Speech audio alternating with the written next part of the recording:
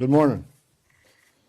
I'm Tom Homan on the board as our President Trump. I'm here with Sam Olson, Field Office Director for the St. Paul office, and Ron Patello, Senior Advisor to the Commissioner of Customs and Border Protection, Border Patrol. Us three guys got just shy of 100 years in law enforcement, immigration enforcement. I worked with Ron 30 years ago in Dallas, Texas. He's been with the Border Patrol's entire career.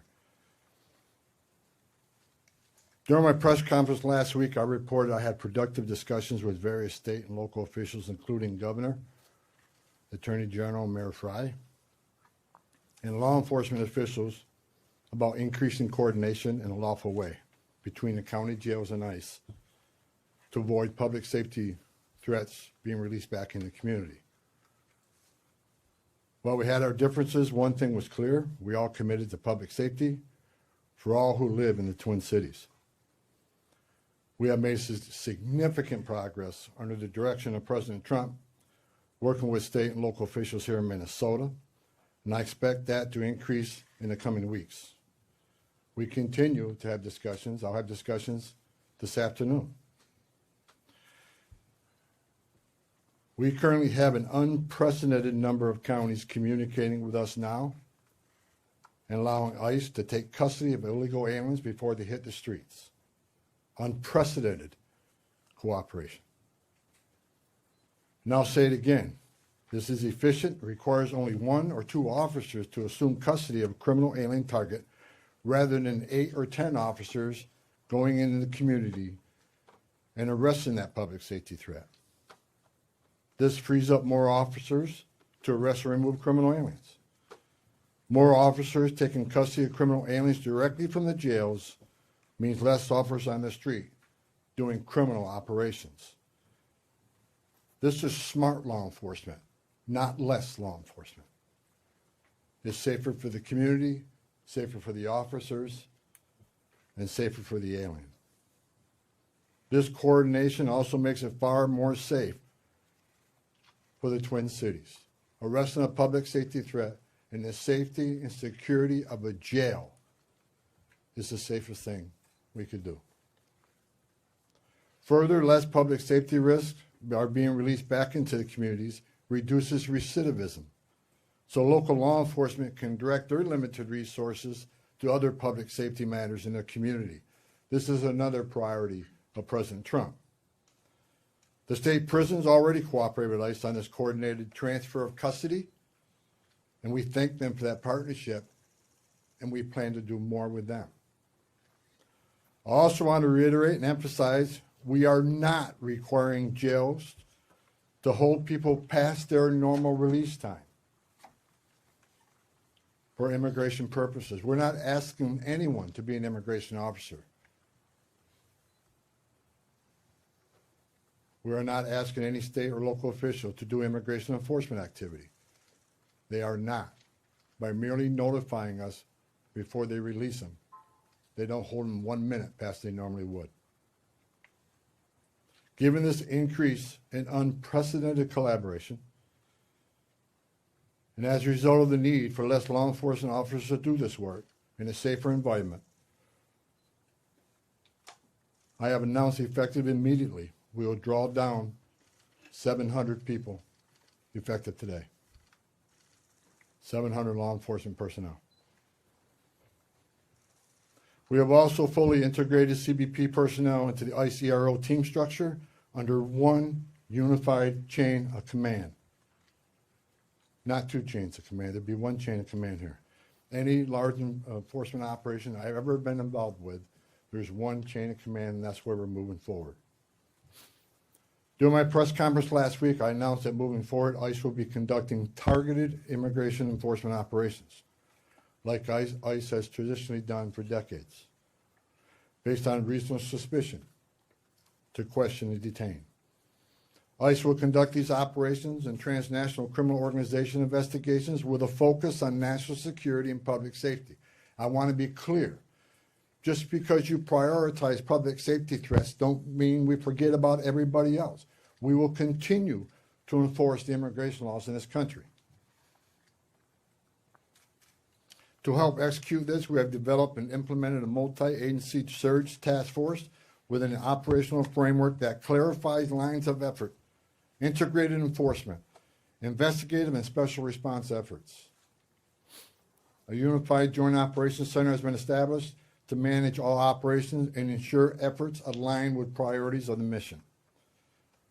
This reorganization also enables ICE to leverage joint intelligence capabilities to effectively target threats, as well as to reduce the overall personnel footprint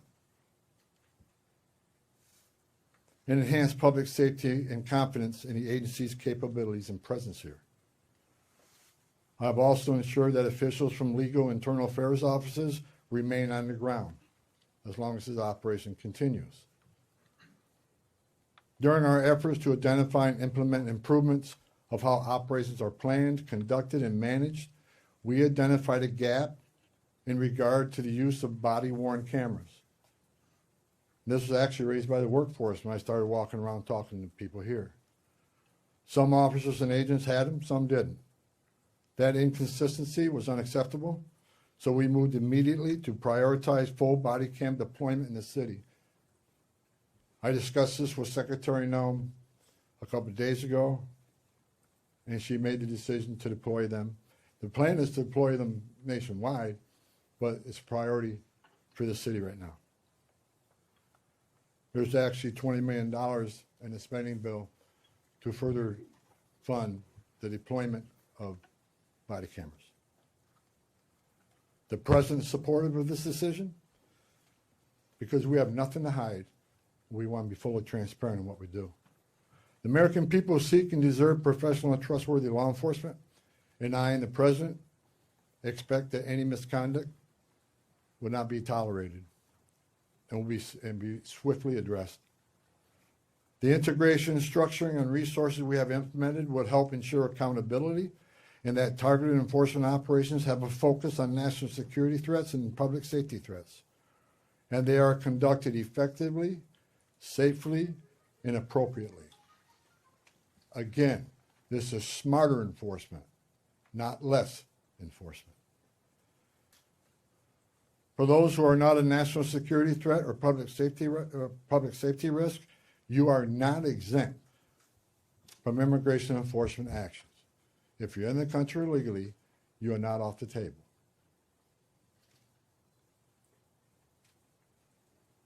And let me be clear, President Trump fully intends to achieve mass deportations during this administration, and immigration enforcement actions will continue every day throughout this country.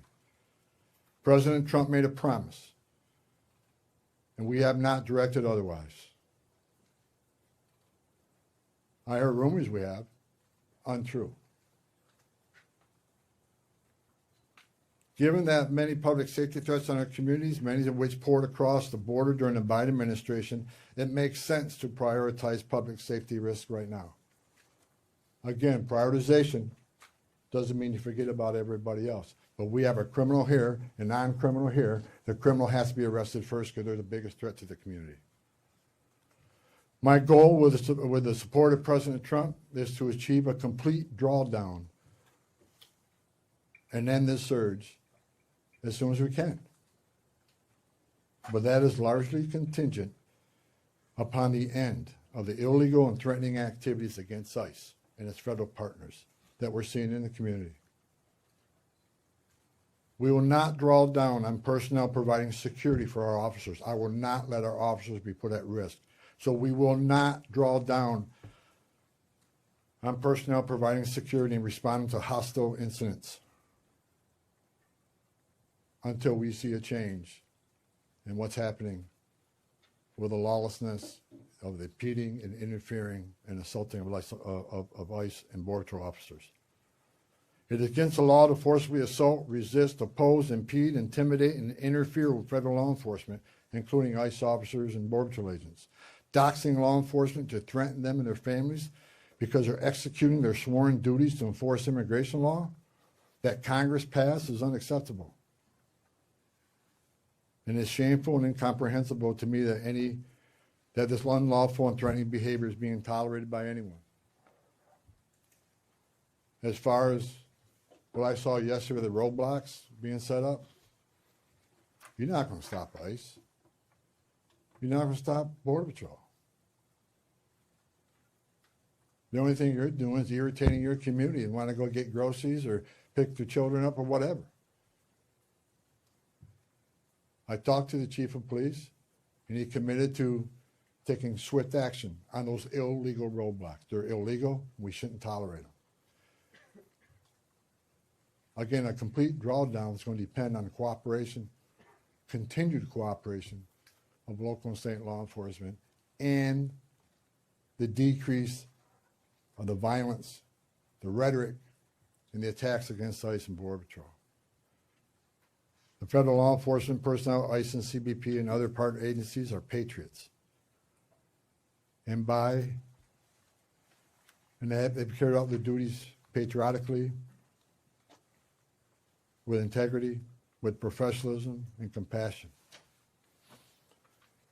I've said this many times, these men and women don't hang their heart on the hook when they come to work. President Trump and I strongly stand with them in the critical work they do to prevent harmful or otherwise dangerous people from entering or remaining in this country. As part of the surge operation here, numerous criminal aliens have already been arrested.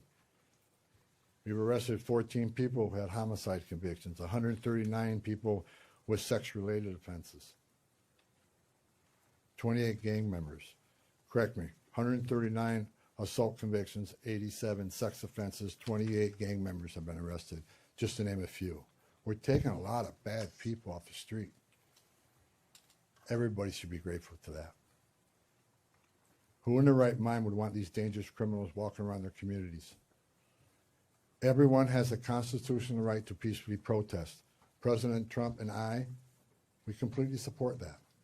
At the same time, professional law enforcement officers should and need to be able to perform their sworn duties without being harassed, impeded, or assaulted.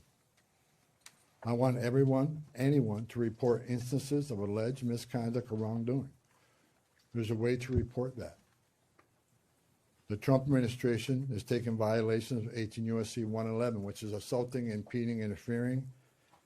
We're taking that seriously. If you violate the law, you will be federally prosecuted. In the past month, 158 people have been arrested for violation of 111. 85 cases have been already accepted for prosecutions. The rest remain pending. We've had 9 indictments of those who raided the church, and additional cases are being worked. Additionally, I've been saying this for almost a year now. Hateful, extreme rhetoric against ICE personnel is completely unacceptable. Please stop. I said back in March of this year, if the hateful rhetoric didn't stop, I was afraid there would be bloodshed. And there has been. President Trump and I, Secretary Noem, none of us want to see any bloodshed. It is no doubt encouraging and inciting certain people to violate the law, wanting to harm and actually harm law enforcement, their families, is unacceptable.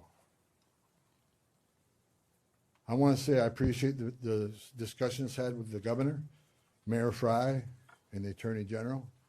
We've had frank, honest discussions. We don't agree on everything, but we do agree on the need for public safety, and we do agree that ICE has a role to enforce the immigration laws of this country. I would implore the governor and the AG and the mayor and other political officials to urge in the most strong and urgent way to ask for calm in the community and to end the resistance, the impediment, the interference, again, protest.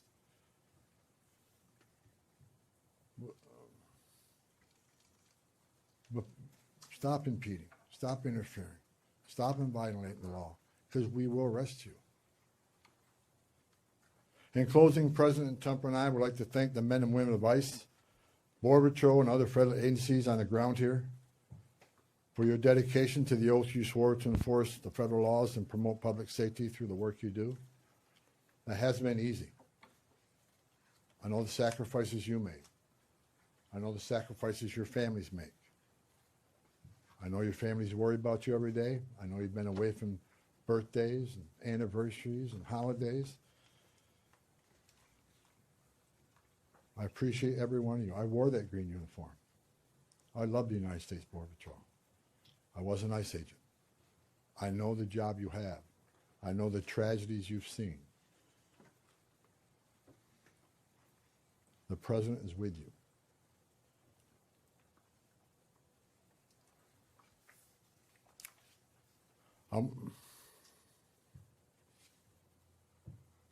Again, I want to thank Governor Walz, Attorney General, and Mayor for their candid, insightful, productive discussions we had. Again, I'm not saying we agree on everything, but I think we all already accomplished great things in Minnesota. I am optimistic we will achieve even more in the coming days to make this city safer.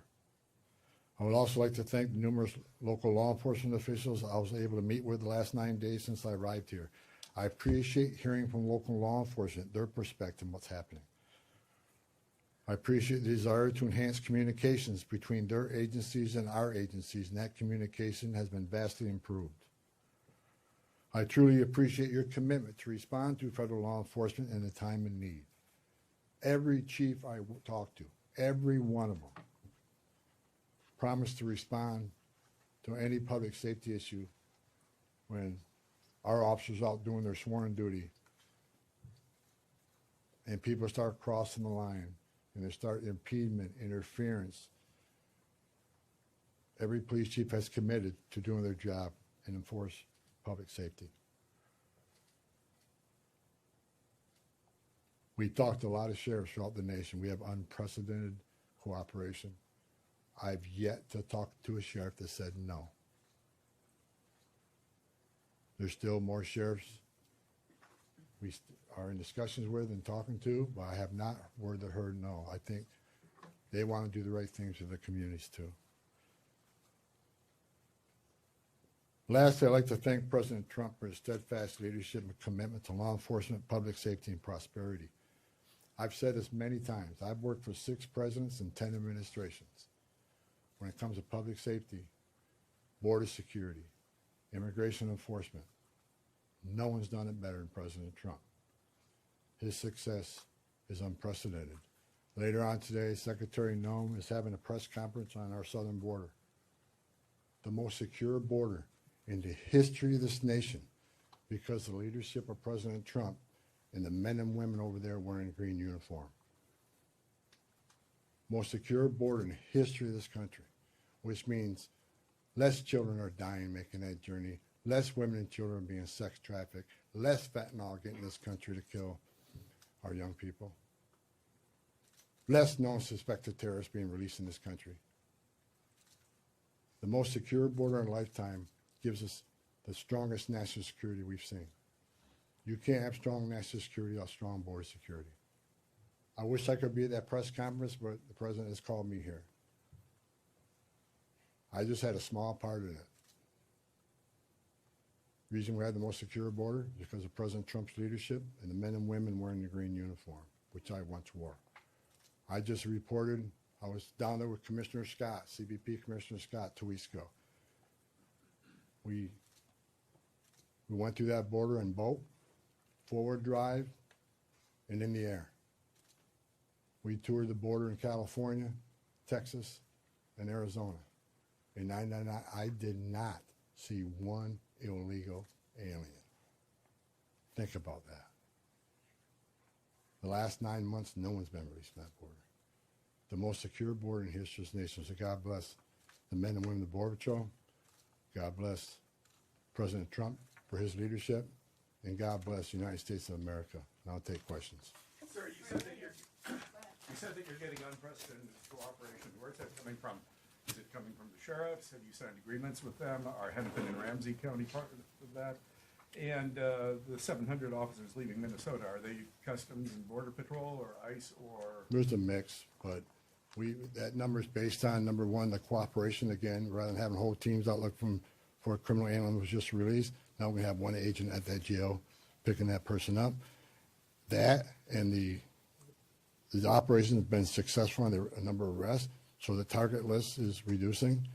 So with the efficiencies of the jails, with the efficiencies of the prison system working with us, and the target list decreasing, we had a whole team looking at what makes sense without risking officer safety and the security teams, and that number is 700. Look, we want to get back to the original footprint, the Minnesota footprint of what ICE officers looked like before this operation, plus the additional hires through the big, beautiful bill.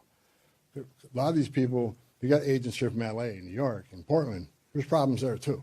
So we want to get people back to their home stations and enforce immigration laws in those areas. But the vast majority of sheriffs, there's only a few that we're still in consultation with, but this is unprecedented cooperation. So again, I want to thank, the sheriffs, the governor, and the AG. I think we're in a lot better place than we've ever been in. We never had this kind of cooperation at this level, and I'm not leaving until we get all done. But I'm happy to say I'm extremely pleased with the leadership team and their outreach to the sheriffs, to the state, to the chiefs. I've talked to many of them. I didn't talk to all of them, but I plan on talking to every one of them before I leave and thanking them for their cooperation. Are you getting cooperation from Hennepin and Ramsey? Follow-ups right here, go ahead. With everything that you've mentioned here right now, do you think this operation was a success here in Minnesota? Yeah, I think I just listed a bunch of people we took off the streets of the Twin Cities. So I think it's very effective as far as public safety goes. Was it a perfect operation? No. No. And I just told you, we created one unified chain of command, make sure everybody's on the same page, make sure we deconflicting targets, and making sure we follow the rules. And I'm not saying anybody, I don't think anybody purposely didn't do something they should have done. I'm saying that I brought a different set of eyes on this. I've done this for a long time. We made this operation more streamlined, and we established a unified chain of command, so everybody knows what everybody's doing. And not that it wasn't current before, but we approved upon that. So in target enforcement operation, we go out there. There needs to be a plan, and I want to make sure everybody has a plan. But I'm not going to sit and point finger at anybody that they failed. It was a great operation. We took a lot of public safety threats off the street. Right here. Can I ask a quick numerical, just clarification, and then get to my main question, please? So 700 leaving effective immediately. How many will that leave here once that group is out? Right around 2,000. And what is the pre-operation footprint? Well, 150, 150. 150 is normal. But we got to remember now, we got special agents on detail here doing the fraud investigation. They're not going anywhere. They're going to finish their job. I'm talking about immigration enforcement efforts.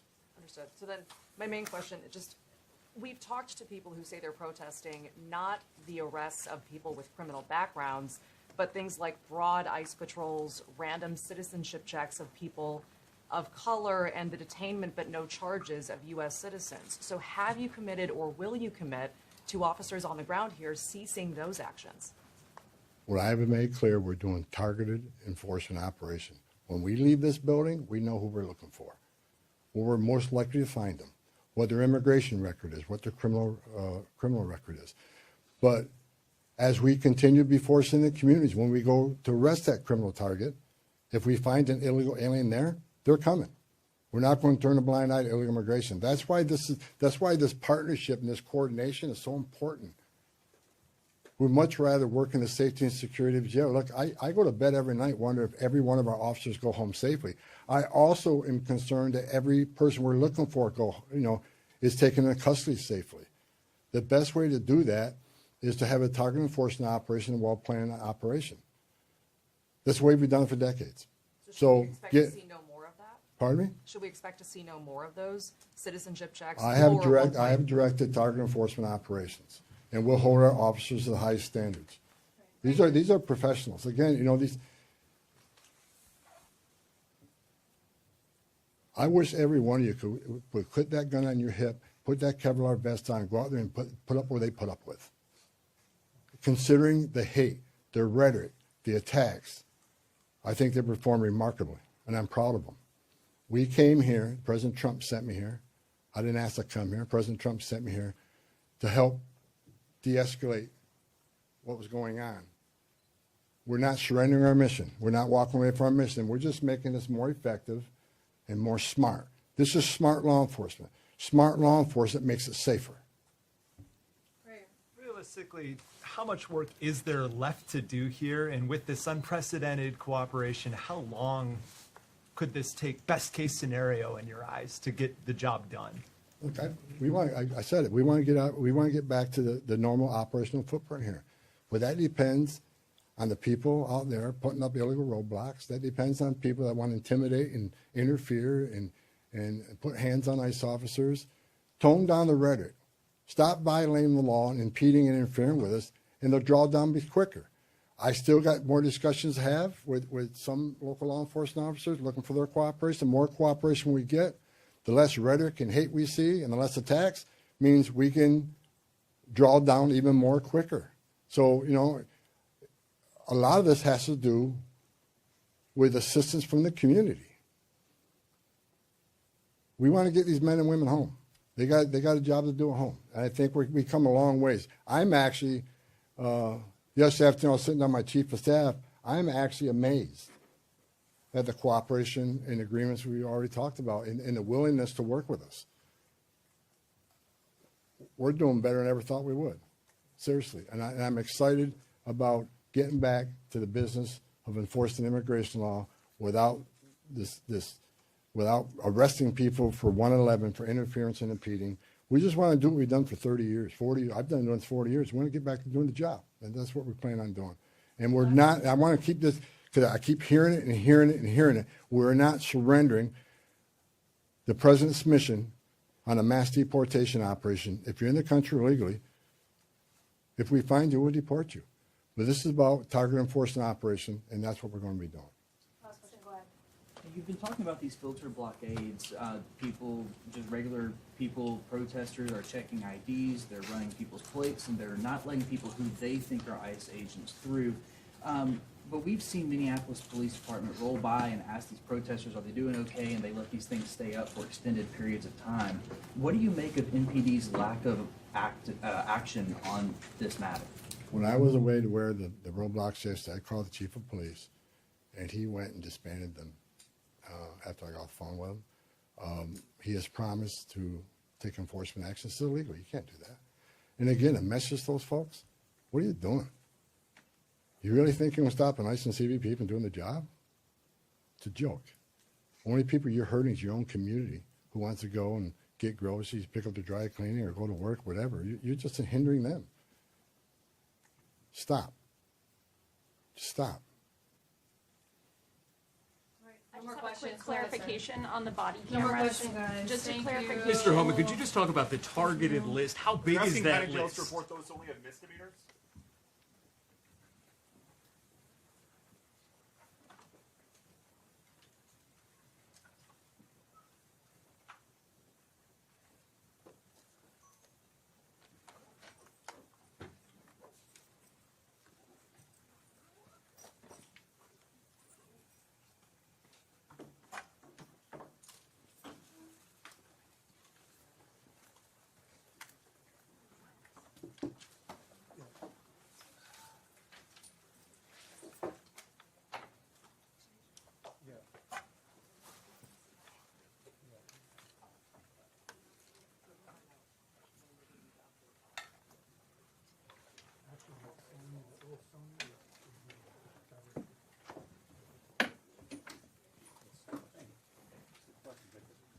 No, I know. The first one's a little low. Yeah, that's the way it goes, but you don't know what to expect. Yeah. No, you got everything. That's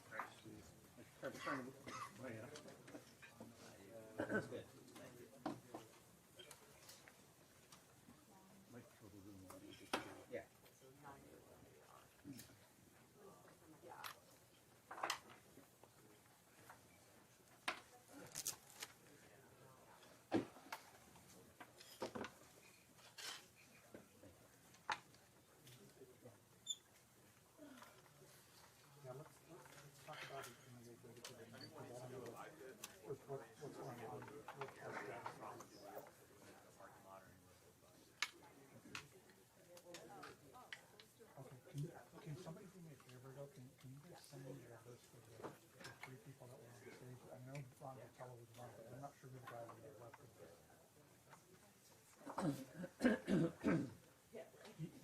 arrested at the beginning?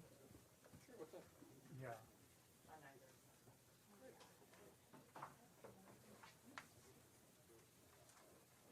He was way stage right.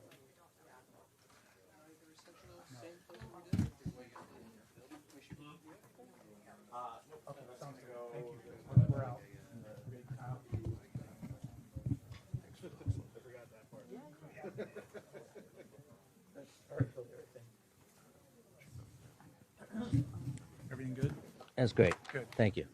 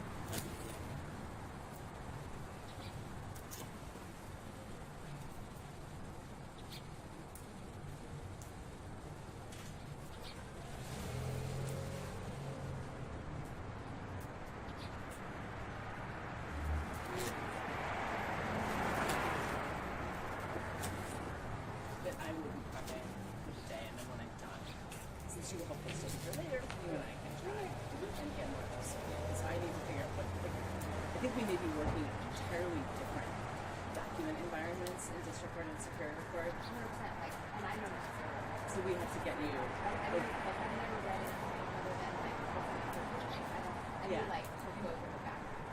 Absolutely. And the way to do that is for you to go through the NetDocs file, but I don't think you have access to NetDocs. So when they gave me my computer, they never took it off. I have NetDocs on my computer, and I'm constantly telling it to shut up. Okay. So it's on my computer. So we have to keep everything, so for all new cases, we're keeping everything in a NetDocs environment. So everything is in there. And we gotta get you access to the USAFX, which is where the unclassified discovery is. There's substantial classified discovery materials that we're gonna just have to be minutes for. I can generally summarize what those are, but. Okay. All right. Don't talk about PyCom around me. I'll see you All right, next I'll see you time. tonight, Justin.